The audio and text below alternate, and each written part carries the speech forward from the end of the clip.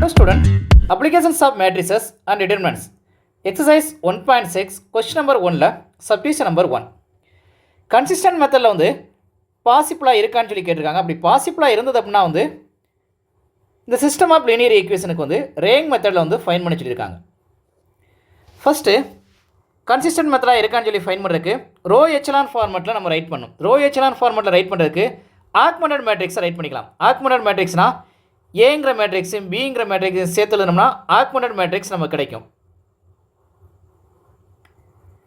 ஏங்கிற matrix ஈக்குவலுக்கு left side உள்ளது ஃபுல்லாக ஏங்கிற மேட்ரிக்ஸ்.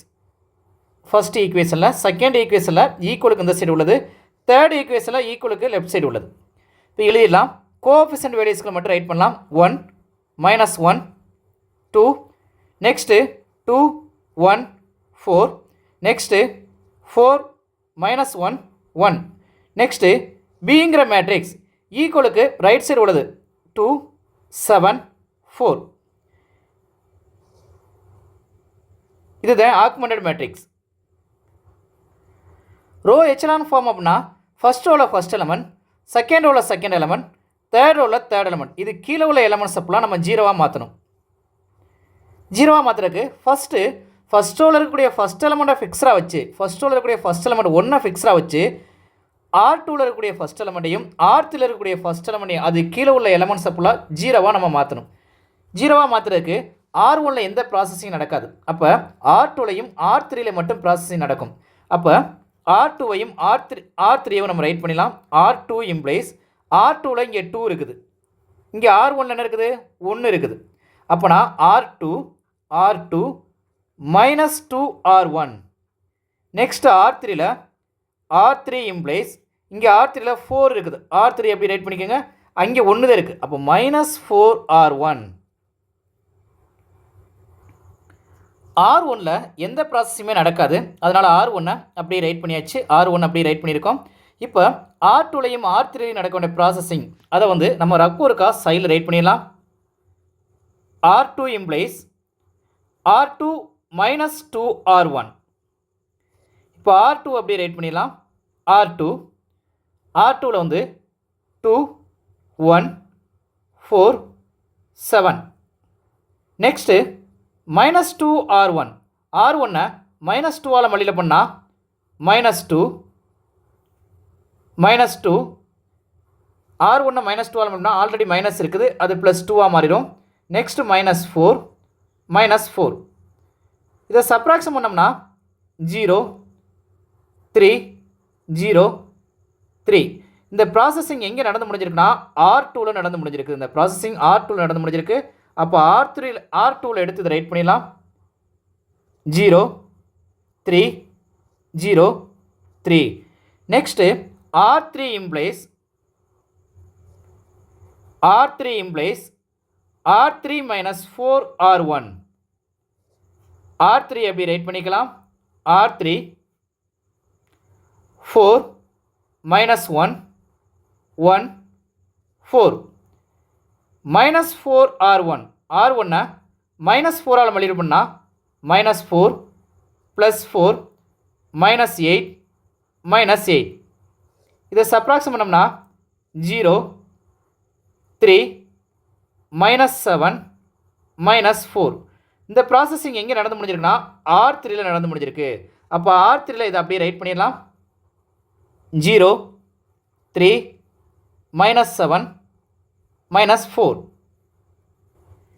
இங்கே R1ல் இருக்கக்கூடிய ஃபஸ்ட் எலமெண்ட்டை ஃபிக்ஸராக வச்சு R1 கீழே உள்ள எலமெண்ட்ஸ் ஃபுல்லாக நம்ம ஜீரோவாக மாற்றியாச்சு. நெக்ஸ்ட்டு R2ல் இருக்கக்கூடிய செகண்ட் எலமெண்ட்டை ஃபிக்ஸராக வச்சு அதுக்கு கீழே உள்ள எலமெண்ட்ஸ் ஃபுல்லாக நம்ம ஜீரோவாக மாற்றணும். அப்போனா R1லையும் R2லையும் எந்த ப்ராசஸிங் நடக்காது. R3ல் மட்டும் ப்ராசஸிங் நடக்க போகுது. R3 இம்ப்ளைஸ் R3ல் என்ன இருக்குன்னா 3 இருக்குது. நெக்ஸ்ட் R2ல் 3 இருக்குது. ரெண்டையுமே சப்ராக்ஷன் பண்ணால் போதும். R3 implies R3 -R2. R1லையும் R2லையும் எந்த ப்ராசஸுமே நடக்காது. R1லையும் R2லையும் எந்த ப்ராசஸுமே நடக்காது. அதனால் R1ஐயும் R2ஐயும் அப்படியே ரைட் பண்ணியாச்சு. R3ல் நடந்த ப்ராசஸிங்கை மட்டும் சைடில் ரைட் பண்ணிடலாம். அப்போ இருக்கா R3 implies R3 implies R3 minus R2. R3 அப்படி ரைட் பண்ணிக்கோங்க. R3 0 3 minus 7 minus 4 minus R2. R2 minus all multiply பண்ணுங்க. 0 minus 3 0 minus 3. இதை சப்ராக்ஷன் பண்ணோம்னா 0 0 minus 7 minus 7. இந்த ப்ராசஸிங் எங்கே நடந்து முடிஞ்சிருக்குன்னா R3ல் முடிஞ்சிருக்கு. அப்போ இந்த ப்ராசஸிங்கை R3ல் ரைட் பண்ணிடலாம். 0 0 minus 7 minus 7. இப்போ ரோ எச்சலான் ஃபார்ம் அப்படின்னா வந்து ஃபஸ்ட் ரோவில் இருக்கக்கூடிய ஃபஸ்ட் எலமெண்ட், செகண்ட் ரோவில் இருக்கக்கூடிய செகண்ட் எலமெண்ட், தேர்ட் ரோவில் இருக்கக்கூடிய தேர்ட் எலமெண்ட், இது கீழே உள்ள எலமெண்ட்ஸ் அப்பெல்லாம் நம்ம ஜீரோவாக மாற்றணும். இப்போ ஜீரோவாக மாற்றியாச்சு. அப்போ ரோ எச்சலான் ஃபார்மெட்டில் தான் இருக்குது. அதாவது ஃபஸ்ட் ரோவில் இருக்கக்கூடிய ஃபஸ்ட் எலமெண்ட்டை ஃபிக்ஸராக வச்சு அது கீழே உள்ள எலமெண்ட்ஸ் அப்பெல்லாம் ஜீரோவாக மாற்றணும். அதே மாதிரி செகண்ட் ரோவில் உள்ள செகண்ட் ரோவில் உள்ள செகண்ட் எலமெண்ட்டை ஃபிக்ஸராக வச்சு அது கீழே உள்ள எலமெண்ட்ஸையும் ஜீரோவாக மாற்றணும். இங்கே ஜீரோவாக மாற்றி ரோ எச்சலான் ஃபார்மெட்டில் நமக்கு வந்து இருக்குது. இப்போ ரேங்க் ஆஃப் ஏ ஃபைன் பண்ணும். ரேங்க் ஆஃப் ஏ வந்து இந்த லைனுக்கு இங்கே இருக்கக்கூடிய இந்த லைனுக்கு லெஃப்ட் சைடு உள்ளதான் ரேங்க் ஆஃப் ஏ. இது ஏங்கிற மேட்ரிக்ஸ். இந்த ஏங்கிற மேட்ரிக்ஸில் எல்லாமே ஜீரோவாக இருந்தால் தான் ஜீரோ வரும். ஆனால் இங்கே ஒரு எலமெண்ட் வந்து -7 சொல்லியிருக்கு. அப்போ இது ஒரு நான் ஜீரோ ரோ. நெக்ஸ்ட்டு இதுவும் ஒரு நான் ஜீரோ ரோ, இதுவும் ஒரு நான் ஜீரோ ரோ. அப்போனா ரோ ஆஃப் ஏ வந்து நமக்கு என்ன கிடைக்குது அப்படின்னா வந்து ரோ ஆஃப் ஏ ஈக்குவல் வந்து 3 கிடைக்குது. Next row of A by B அப்படின்னா வந்து ரோ ஆஃப் ஏ பை பினா இந்த ஒட்டுமொத்த மேட்ரிக்ஸே எடுக்கணும். இந்த ஒட்டுமொத்த மேட்ரிக்ஸே நம்ம எடுக்கணும். ஒட்டுமொத்த மேட்ரிக்ஸ் கம்பேர் பண்ணோம்னா இது R1, இது R1, இது டோட்டலாக சேர்ந்தது, இது ஃபுல்லாக சேர்ந்தது R1. நெக்ஸ்ட்டு இது ஃபுல்லாக சேர்ந்தது R2. நெக்ஸ்ட் இது ஃபுல்லாக சேர்ந்தது R3. அப்போ எத்தனை நான் ஜீரோ ரோஸ் இருக்குது? இதுலேயும் row of A by B equal 3. அப்போ ரோ ஆஃப் ஏனுடைய வேல்யூவும் row of A equal row of A by B equal 3. Number of unknowns, number of அன்னோன்ஸ்னால் கொடுக்கப்பட்ட அந்த வேரியபிள்ஸும் தெரியாத இருக்குது. எக்ஸ் ஒய் இஜெட்னு சொல்லி வேரியபிள்ஸ் தெரியாத இருக்குது. அப்போ இது எப்படி இருக்குது அப்படின்னா வந்து ரோ ஆஃப் ஏனுடைய வேல்யூவும் ரோ ஆஃப் ஏ பை பினுடைய வேல்யூவும் 3 இருக்குது. அந்த நம்பர் ஆஃப் அன்னோன் சொல்யூஷனுக்கு ஈக்குவலாக இருக்குது. அப்போனா system is consistent, it has unique solution. Unique solution அப்படின்னா வந்து எக்ஸுக்கு ஒரு வேல்யூ, ஒய்க்கு ஒரு வேல்யூ, இஜெட்டுக்கு ஒரு வேல்யூ கிடைக்கும். இப்போ இதில் இது எக்ஸாகவும் இதை ஒய்யாகவும் இதை இஜெட்டாகவும் எடுத்துருப்போம். இது கான்ஸ்டன்ட் டேம். அப்போனா -7 இஜெட் ஈக்குவல் -7 இஜெட் ஈக்குவல் -7. இப்போ -7ஐயும் நம்ம டிவைட் பண்ணால் இஜெட்னுடைய வேல்யூ 1 கிடைக்கும். இப்போ இஜெட் ஈக்குவல் 1 சொல்லி நம்ம ஃபைன் பண்ணியாச்சு. இஜெட்கான வேல்யூ 1 சொல்லி ஃபைன் பண்ணியாச்சு. நெக்ஸ்ட்டு இது எக்ஸ், இது ஒய், இது இஜெட், இது கான்ஸ்டன்ட். அப்போனா 0x அது 0 தான் கிடைக்கும். Next 3y,